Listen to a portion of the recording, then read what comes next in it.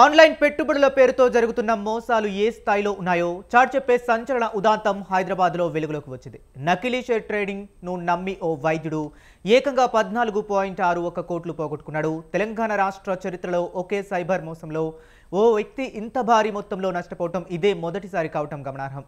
ఈ ఘటనపై Telangana cyber security bureau case నమోదు చేసి దర్యాప్తు ప్రారంభించింది.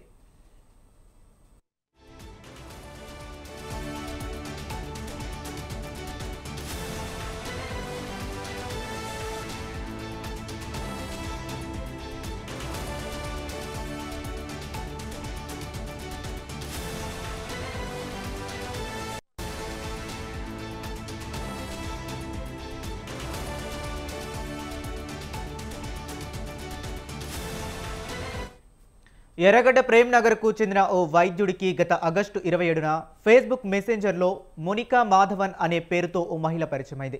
తన వ్యక్తిగత సమస్యలు, విడాకుల కేసు గురించి చెప్పి సానుభూతి పొందింది.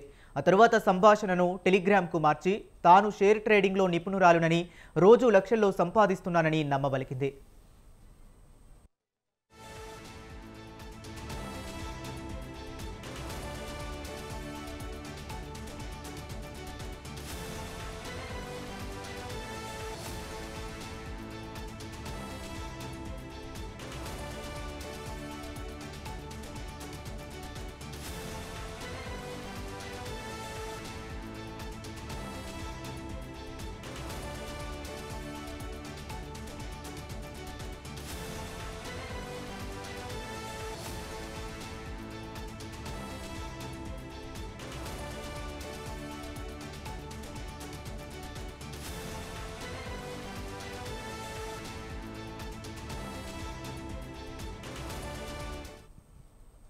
ఇక ఆమె మాటలు నమ్మిన వైద్యుడిని తాను చెప్పిన నకిలీ వెబ్సైట్లో రిజిస్టర్ చేయించి సెప్టెంబర్ 30న తొలి పెట్టుబడిగా 30 లక్షలు పెట్టించింది.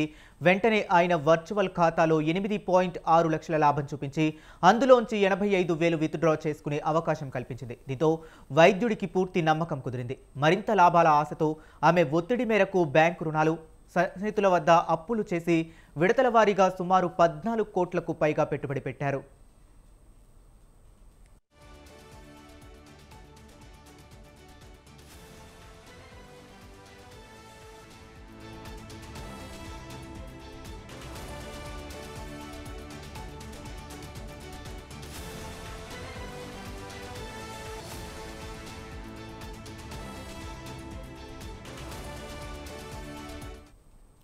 అతడి వర్చువల్ ఖాతాలో బ్యాలెన్స్ 34 కోట్లుగా చూపించడంతో డబ్బు విత్డ్రా చేసుకునేందుకు ప్రయత్నించారు. అయితే పన్నుల కింద 7.5 కోట్లు చెల్లించాలని సైబర్ నేరగాళ్లు డిమాండ్ చేశారు. అనుమానం వచ్చిన వైద్యుడు వారిని నిలదీయగా మోనికా స్పందించడం మానేసింది. దీంతో తాను మోసపోయానని గ్రహించిన బాధితుడు గురువారం టీజీసీఎస్బీని ఆశ్రయించారు.